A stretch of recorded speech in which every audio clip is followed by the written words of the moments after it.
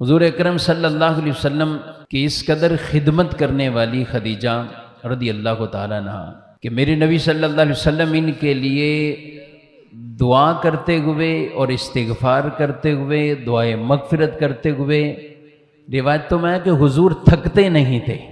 اتنی دعائیں کرتے تھے ان کے، یہاں تک کہ اماں عائشہ صدیقہ رضی اللہ تعالیٰ عنہ ایک دفعہ کہنے لگیں کہ یا رسول اللہ صلی اللہ علیہ وسلم ایسا لگتا ہے کہ خدیجہ کے علاوہ کوئی اور عورت ہی نہیں دنیا میں، آپ خدیجہ کا اتنا ذکر کرتے ہیں تو کوئی اور ہے ہی نہیں جیسے۔ تو حضور علیہ الصلوۃ والسلام فرماتے ہیں ہاں خدیجہ ایسی تھیں ایسی تھیں ایسی تھیں،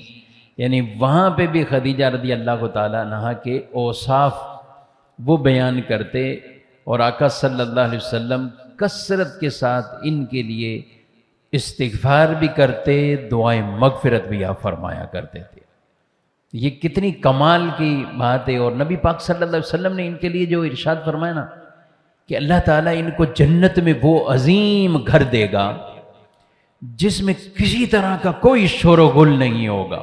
جنت میں عظیم گھر شور و غل سے پاک۔ اچھا علماء نے بڑی پیاری باتیں اس کے تحت لکھی کہ یہ عظیم گھر، جنتی گھر عظیم گھر ہیں، شور و غل جنت کی تو نعمتیں ہیں، سکون ہی سکون ہے، لیکن یہاں جو خاص وصف بیان کیا ہے نا، ایک صفت بیان کی ہے کہ شور و غل نہیں ہوگا، تو کہا کہ بی بی خدیجہ رضی اللہ تعالی عنہا وہ تھیں کہ جنہوں نے رسول اللہ صلی اللہ علیہ وآلہ وسلم کو دنیا کے اندر جتنا سکون اس طور پر پہنچایا کہ حضور صلی اللہ علیہ وسلم جب بھی کوئی باہر کسی مشکل میں، کسی پریشانی میں کفار تنگ کر رہے ہیں، دیگر اور مسائل، لیکن گھر آتے تھے تو بی بی خدیجہ رضی اللہ تعالیٰ عنہ آپ کو اتنی تسلیاں دیتی تھی کہ اللہ کے نبی صلی اللہ علیہ وسلم کو سکون آ جاتا تھا، اور گھر کے اندر ایسا ایک سکون والا ماحول، شور و غل والا نہیں۔ یہ بہت بڑی نعمت، یہ بہت بڑی نعمت ہے کہ آدمی،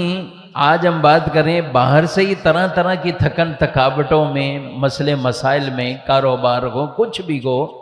ملازمت کرنے والا آدمی اس کو 100 پریشانیاں، کاروبار کرنے والے اس کو 200 پریشانیاں ہوں گی، اور باہر ٹریفک سب کچھ ہو کر جب گھر پہنچے تو گھر کا ماحول بھی اسی طرح شور و غل کا چلتا رہے، تو وہ یہی سوچتا ہوگا سکون کہاں جانا ہے، سکون ملے گا کہاں جائیں۔ تو کہا کہ یہ جو حدیث میں وصف بیان کیا نا بی بی خدیجہ رضی اللہ تعالیٰ عنہ، کاش آج کے دور میں یہی کردار ایک بیوی کا ہو، یہی کردار گھر کی خواتین کا ہو، جو رسول مکرم صلی اللہ علیہ وسلم کی یہ پیاری اور مبارک تعلیمات ہے۔